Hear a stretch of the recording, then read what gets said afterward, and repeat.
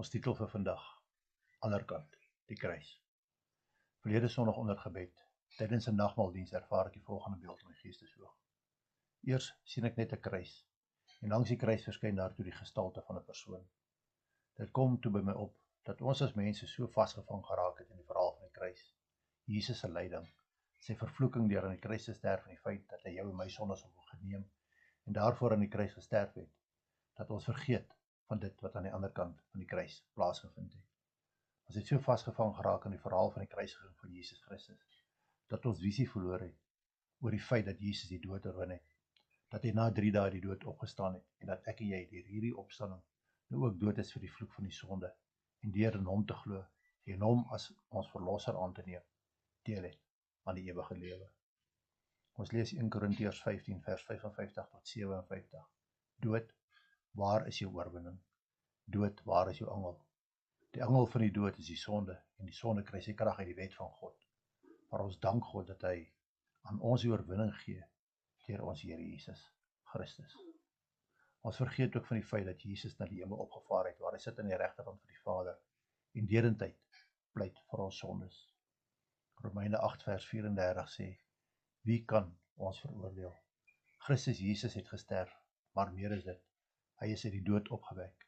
Hy sit aan die regterkant van God, hy pleit vir ons.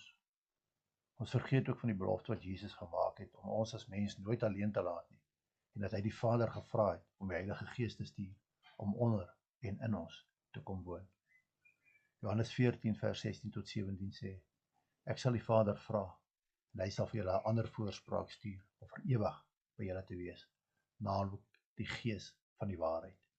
Die wêreld kan hom nie ontvang nie, omdat hulle hom nie sien, en hom nie ken nie, maar julle ken hom, omdat hy by julle bly, en in julle sal wees. Ons kyk ook na Johannes 14 vers 26, maar die Trooster, die Heilige Gees, wat die Vader in my naam sal stuur, hy sal julle alles leer, en sal julle herinner aan alles, wat ek vir julle gesê het. Die kruisiging het gebeur, die opstanding uit die dood het gebeur, Jesus het opgevaar na die hemel, maar weet jy wat, deur die Heilige Gees is Christus alomteenwoordig in die lewens van die wat hom toelaat. Kom ons laat die Heilige Gees toe om op ons lewens in te werk. Kom ons luister na die leiding wat hy ons gee. Kom ons laat toe dat hy ons vernuwe. Laat ons nooit vergeet dat net die drie eenheid van God, naamlik God die Vader, God die Seun en God die Heilige Gees, onafskeidbaar van mekaar is. Net so onafskeidbaar is die kruisiging, opstanding en hemelvaart van Christus van mekaar. Ons moet nie toelaat dat enige van hierdie gebeurtenisse minder geag word as die ander nie. Want as dit nie dieselfde gewig gedra het nie, sou God dit nie nodig ag het om dit te laat gebeur nie. Ons verlossingsverhaal loop regdeur.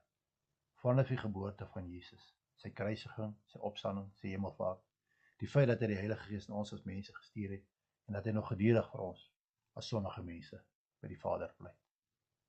Ongelukkig is ons as mens met ons eie vrye wil geskape, en dis dan juis hierdie vrye wil, wat mense se harte verhard, en hulle verhinder, om Christus met hulle hele wese te volg. Dis dan ook hierdie vrye wil wat meebring, dat sommige mense net sekere dele rondom Christus glo. Dat hy die ware en enigste Seun van God is, sy kruisiging, sy opstanding uit die dood, sy hemelvaart en die feit dat hy nou aan die regterkant van God sit, en eendag weer sal kom, om die te kom haal, wat aan hom behoort. My vraag aan jou vandag is dit, glo jy aan die volle verhaal van Christus? Of het jy miskien vasgehaak by die een of ander deel wat binne jou gemaksone val? Want as jy die volle verhaal glo, en Christus volg, sal jy weet dat net die kruisiging, opstanding en hemelvaart van Christus waaragtig is, so ook sy wederkoms, wat nader is as ooit. Is ek en jy gereed vir dit, wat aan die ander kant van die kruis gebeur, en op ons wag?